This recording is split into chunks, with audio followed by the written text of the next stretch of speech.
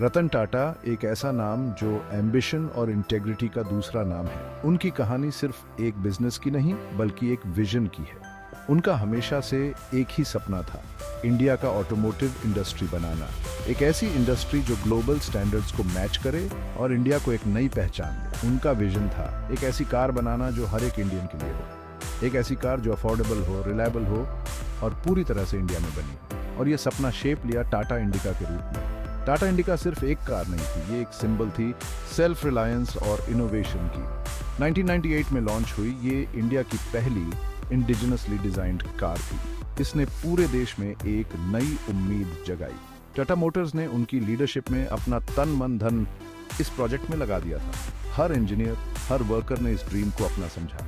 लेकिन 1990s के Asian financial crisis ने इस कार की सक्सेस पर ग्रहण लगा दिया। मार्केट की हालत खराब थी और सेल्स गिरने लगी। टाटा मोटर्स को मार्केट के डिफिकल्ट कंडीशन से निकलने के लिए एक पार्टनर की जरूरत थी, एक ऐसा पार्टनर जो उन्हें स्टेबिलिटी और ग्रोथ दे सके। 2000 में रतन टाटा ने फोर्ड मोटर कंपनी, जो कि एक ग्लोबल ऑटोमोबाइल जायंट थी, को टाटा इंडिका बेचने का प्रपोजल दिया। ये एक बोल्ड मूव था। उन्हें बिलीव था कि फोर्ड की एक्सपर्टीज और रिसोर्सेज टाटा इंडिका को उसकी पूरी पोटेंशियल अचीव करने में मदद करेंगे। ये पार्टनरशिप एक नई शुरुआत हो सकती थी। उन्हें क्या पता था कि ये मुलाकात उनकी लाइफ का एक टर्निंग पॉइंट बनेगी। ये डिसीजन उनके करियर और टाटा मोटर्स के फ्यूचर को रिडिफाइन करने वाला था। रतन टाटा अपनी टीम के साथ डिट्रॉइट में फोर्ड के हेडक्वार्टर्स पहुंचे। ये एक महत्वपूर्ण दिन था और सभी की उम्मीदें बहुत ऊंची थीं। उन्होंने बड़ी अच्छी तरह से तैयार किया हुआ प्रपोजल प्रेजेंट किया, जिसमें इंडियन मार्केट में टाटा इंडिका की पोटेंशियल के बारे में बताया गया था। यह प्रपोजल कई महीनों की मेहनत का नतीजा था, लेकिन उन्हें जो रिस्पांस मिला वो उनके एक्सपेक्ट से बिल्कुल अलग था। फोर्ड के एग्जीक्यूटिव्स ने इस प्रपोजल को गंभीरता से नहीं लिया। फोर्ड के एग्जीक्यूटिव्स अपनी सक्सेस में अंधे इस प्रपोजल को सीरियसली नहीं लिया। उन्होंने इसे एक मजाक समझा। उन्होंने रतन टाटा और उनकी टीम के साथ डिसरिस्पेक्ट से बिहेव किया, कार की क्वालिटी और टाटा मोटर्स की कैपेबिलिटीज पर ताने कसे। यह उनके लिए एक बड़ा झटका था। एक एग्जीक्यूटिव ने तो ये तक कह दिया कि आप लोग यहां तक आने की तकलीफ क्यों की। यह सुनकर रतन टाटा और उनकी टीम स्टन्ड रह गए। इस मीटिंग ने रतन टाटा और उनकी टीम को बहुत हर्ट और इंसल्टेड फील कराया। यह उनके आत्मसम्मान के लिए एक बड़ा धक्का था। वो इंडिया वापस लौटे, अपने सर ऊंचे रखे, लेकिन उनके दिल में ह्यूमिलिएशन का बोझ था। इस अनुभव ने उन्हें और भी डिटरमिन्ड बना दिया। रिजेक्शन के इस जहर ने रतन टाटा के डिटर्मिनेशन को और मजबूत कर दिया। उन्होंने इस सेटबैक को एक अपॉर्चुनिटी के रूप में देखा। उन्होंने डिसाइड कर लिया कि वो टाटा मोटर्स को एक ऐसी ग्लोबल फोर्स बनाएंगे जिसके साथ पूरी दुनिया रेकन करेगी। ये एक बोल्ड विजन था, लेकिन रतन टाटा ने इसे अपनी मिशन बना लिया।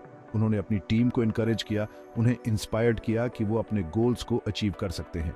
उनमें बिलीव जगाया कि वो ये कर सकते हैं। उन्होंने अपनी टीम को बताया कि हर चैलेंज एक अपॉर्चुनिटी है।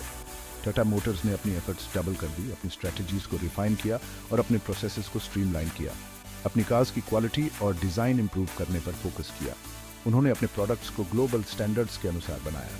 उन्होंने रिसर्च एंड डेवलपमेंट में बहुत इन्वेस्ट किया ताकि वो कटिंग एज टेक्नोलॉजी का यूज कर सकें। कॉन्स्टेंटली इनोवेट करते रहे और लिमिट्स को पुश करते रहे। उन्होंने अपने कंपेटिटर्स से आगे निकलने के लिए हर संभव प्रयास किया। कहते हैं ना, किस्मत को कुछ और ही मंजूर होता है। समय ने एक नया मोड़ लिया। 2008 में ग्लोबल फाइनेंशियल क्राइसिस ने ऑटोमोबाइल इंडस्ट्री को हिलाकर रख दिया। ये एक अनप्रेसिडेंटेड इवेंट था जिसने कई कंपनीज को प्रभावित किया। फोर्ड मोटर कंपनी, जो कभी अमेरिकन इंडस्ट्रियल पावर का सिंबल हुआ करती थी, इस क्राइसिस से अछूती नहीं रही। खुद को कोलैप्स होने के कगार पर पाया। उनकी फाइनेंशियल स्थिति बहुत खराब हो गई थी। उन्हें अपनी वैल्यूएबल एसेट्स बेचने पर मजबूर होना पड़ा ताकि वो अपने लॉसेस को कवर कर सकें, जिसमें जैगुआर लैंड रोवर JLR, जो कि iconic British luxury car brands थी, भी शामिल थी। ये एक ऐसा मोमेंट था जिसने ऑटोमोबाइल इंडस्ट्री को हमेशा के लिए बदल दिया। ये रतन टाटा के लिए एक गोल्डन अपॉर्चुनिटी थी। उन्होंने इसे न सिर्फ वर्ल्ड फेमस ब्रांड्स को एक्वायर करने का मौका देखा, बल्कि फोर्ड से मिले ह्यूमिलिएशन का बदला लेने का भी। टाटा मोटर्स ने JLR के लिए बिड में हिस्सा लिया और दूसरी ग्लोबल जायंट्स को टक्कर दी। बहुत से इंडस्ट्री एनालिस्ट्स को यकीन नहीं था कि टाटा मोटर्स स्ट्रगलिंग ब्रिटिश ऑटोमेकर्स को रिवाइव कर पाएगी, लेकिन रतन टाटा अनडिटर्ड थे। उनके पास JLR के लिए एक विजन था और उन्हें ब्रांड्स और उनके वर्कफोर्स की पोटेंशियल पर पूरा भरोसा था। और फिर एक अद्भुत घटनाक्रम में टाटा मोटर्स बिड जीत गई और उन्होंने $2.3 बिलियन में JLR को अक्वायर कर लिया। इस न्यूज़ ने पूरी ग्लोबल ऑटोमोबाइल इंडस्ट्री में हलचल मचा दी।